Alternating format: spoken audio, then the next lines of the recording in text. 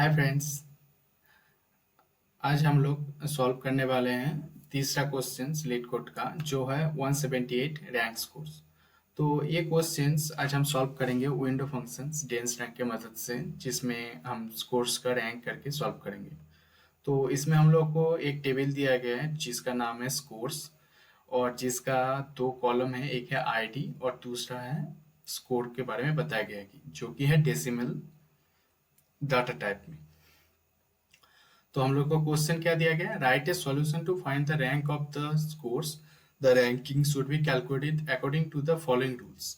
The score should be ranked from the highest to lowest. मतलब जो ज्यादा rank है वो ऊपर में रहेगा, जो कम है उसको नीचे में लाया जाएगा। If there is a tie between two scores both should have the same ranking. अगर दोनों में अगर सेम रैंक आता है, जैसे एक का रैंक आ गया 3.5, दूसरा का भी 3.5 आ गया, तो उस केस में the both should have the same ranking. मतलब दोनों का रैंकिंग सेम होना चाहिए। After a tie the next ranking number should be the next consecutive integer value. मतलब अगर जैसे दो दो का रैंक 2 हो गया, तो उसका अगला वाला 3 आना चाहिए, ना कि 4 आना चाहिए। तो थोड़ा कॉम्प्लिकेटेड है, लेकिन हम आपको सॉल्व करके उसके बाद आराम से समझा देंगे इसको।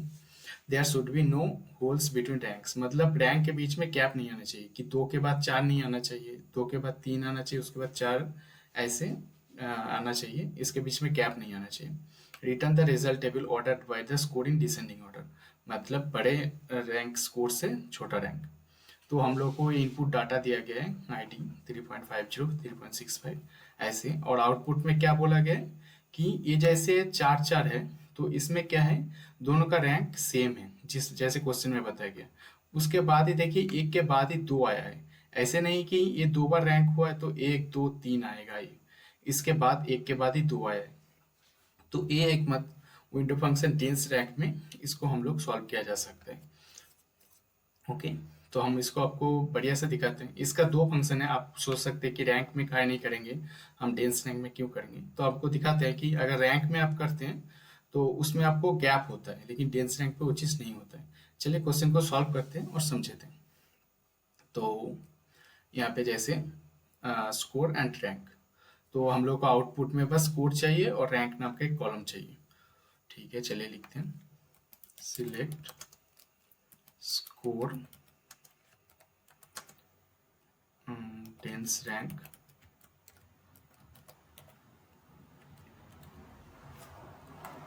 ओवर, इसको ऑर्डर बाय करेंगे हम लोग, किससे, स्कोर से। कैसे करेंगे, डिसेंडिंग ऑर्डर में करेंगे। और इसका नाम क्या देंगे, रैंक। जैसे इधर में दिया हुआ है कि रैंक, तो हम लोग इसको ऐसे रैंक देंगे फ्रॉम स्कोर्स टेबल ऐसे। चलिए देखते हैं क्या होता है इसका। आशा करते हैं कि सही आएगा।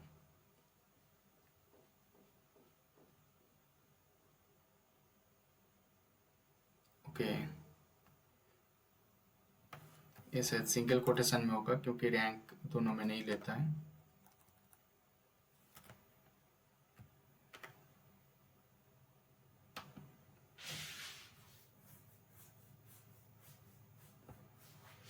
तो आप लोग देख सकते हैं कि हमारा आउटपुट सही आया है। तो इसमें जैसे जैसे आउटपुट इसमें दिया था उस हिसाब से ही आया है।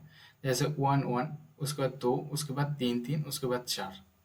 तो इसमें कोई भी गैप नहीं है। अगर रैंक सेम है तो सेम की तरफ ही दोनों का रैंक भी सेम आया है। उसके बाद ऐसे नहीं कि 3 पे आया है उसके बाद 2 ही आया है।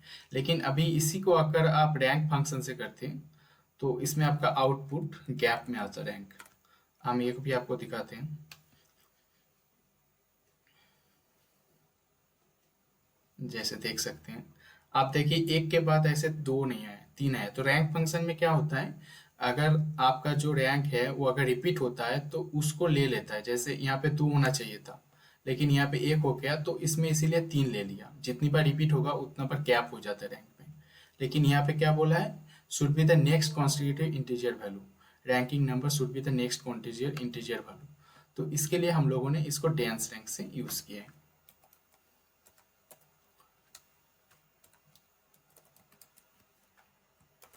तो क्वेश्चन का जैसा रिक्वायरमेंट होगा हम लोग को उस हिसाब से करना पड़ेगा। अगर आपको बोलता कि अगर जितना बार रिपीट होगा उस हिसाब से उसका गैप होगा, तब आप लोग इसको रैंक से कर सकते थे, नहीं तो आपको टेंस रैंक में करना पड़ेगा।